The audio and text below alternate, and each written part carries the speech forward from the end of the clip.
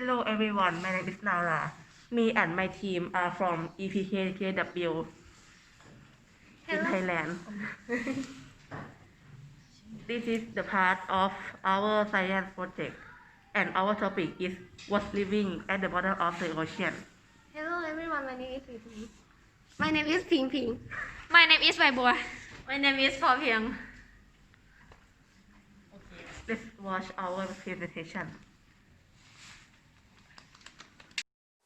It is almost a cliche to say the ocean is 70% of our entire planet's surface, and of that, 95% of it is actually unexplored.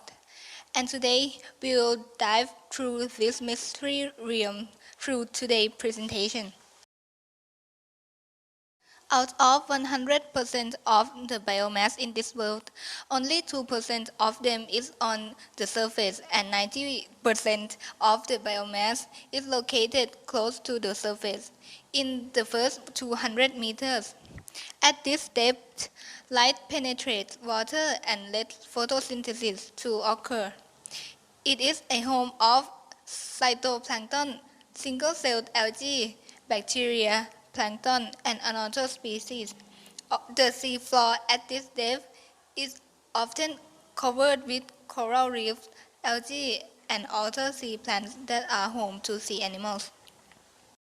Moving from coastal waters into deeper, more remote waters, we will reach the edge of continental shelf where we meet the continental slope descent down to the deep sea. When we get deeper, light fades, which means there are no more plants.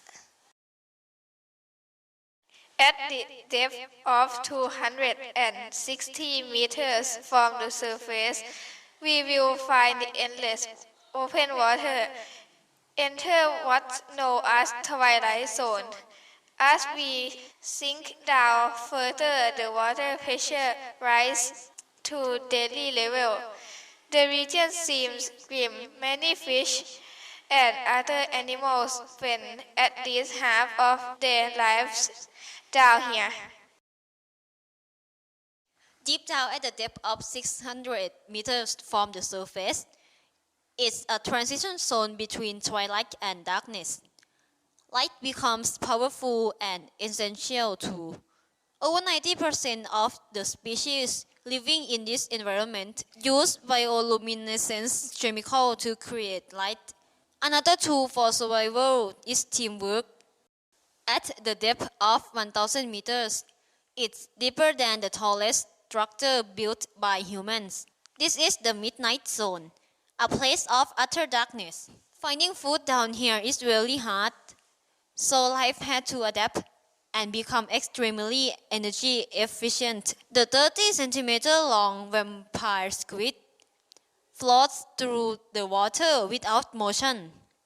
For carnivorous fish, it's much harder to find food since living prey is quite rare down here. Many deep-sea predators have several sets of long and deadly teeth. When we dive deeper, we will reach ground again. It's called the abyssal plain. It's covered in gray mud and rock dust, with the remains of marine snow, which is consumed by animals like sea cucumbers, shrimp, sea urchin, and sea worms. As we descend further, we reach the deepest point of the abyssal plain at 6,000 meters. For most of seafloor, this is as deep as it gets. But we can go further. Let's enter the Hadal zone. Hadal zone consists of long narrow trenches that only make up around 0.25% of the ocean and are among the most extreme environments on Earth. Only extremophiles live down here, like the external snailfish that holds the record for the deepest living fish ever seen. Until we reach the final slope, a trench inside the larger Mariana Trench, with sloping sides that enframe a valley about 1.8 kilometers long. We have reached the deepest point, the Challenger Deep, 11,000 meters below the surface. Next to sea cucumbers, white and light pink amphipods wiggle their way through the water, while their shallow water crossings are merely a few centimeters long. The deep sea version can reach up to 30 centimeters. Ocean is a mysterious place. There are many things that we haven't discovered yet. And that's it for our presentation. Thank you for watching and listening.